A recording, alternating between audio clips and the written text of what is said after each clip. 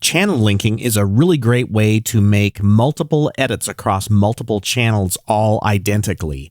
And there are a number of different ways to do that. I've got my drum channels right here, and I'm going to click one of those channels and then shift-click the last one to highlight all of them. And then there's a link button right here at the top of the mix console. When you click on that, you can configure how the group settings are linked. I'm going to not use the VCA fader right now, and I'll show you how to use a VCA fader in just a moment. But what I'm going to do now is choose what things are linked together. Do I want to link all the volumes together so that when I move one, it moves all of them, or the pan controls or the EQ? So you can determine how the link operates by enabling or disabling any of the parameters here. I'm going to leave them all checked right now and click on OK. You'll notice a couple of things in the mix console. The channels that I had selected have now been assigned to link number 1, and you can create many links.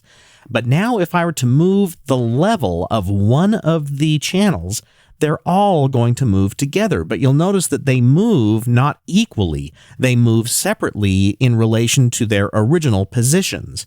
If I want to suspend the linking at any time, I can hold down the Alt or Option key and then move one fader or another fader.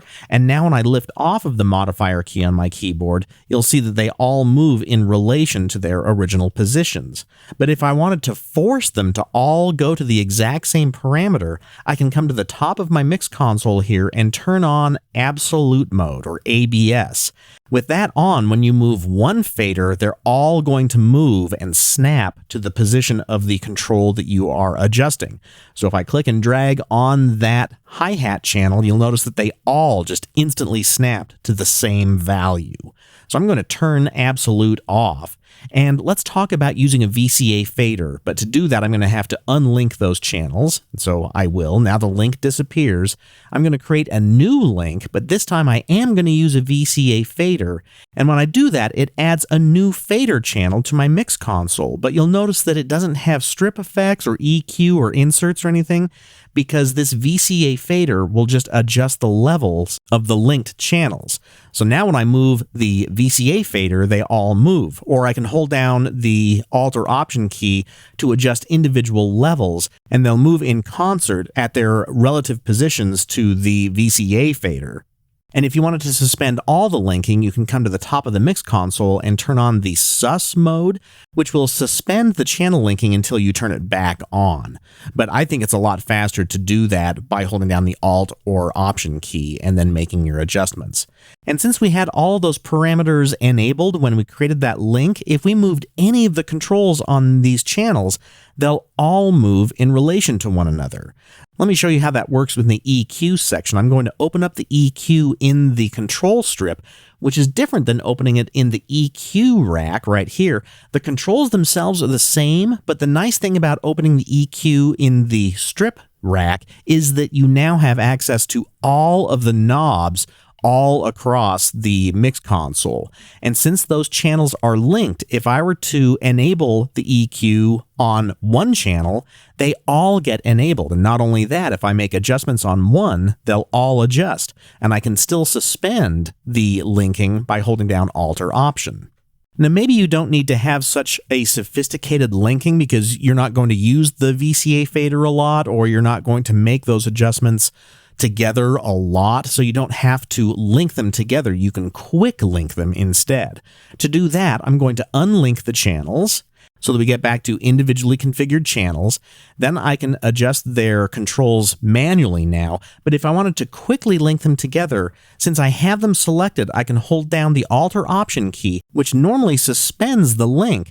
But then if I quickly type the Shift key, watch what happens at the top of the mix console. As soon as I just type and left off of the Shift key with the Alt or Option key held down, that turns on the Q-Link control.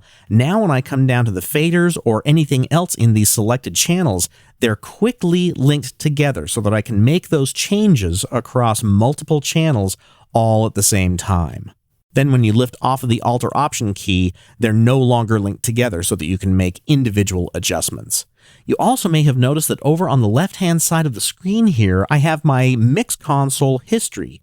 This History tab allows you to go back in time to where you made certain changes, get back to them, and it operates differently than the Undo and Redo history in the Project window. And you'll also notice that you have Undo and Redo buttons at the top of a mix console, which are operated by Alt or Option plus Z to undo, or Alt or Option plus Shift and Z to redo. So the history of your mix console editing is separate from that of the project window. And next to the Undo and Redo buttons, you have the Snapshot, which allows you to take a quick snapshot of the settings of your mix console for later recall. Once you've clicked on that and made a snapshot, you can come to the Snapshot tab here, and you can click between the different states of the mix console when you made the snapshots. So that's channel linking, and next I'll talk about level automation.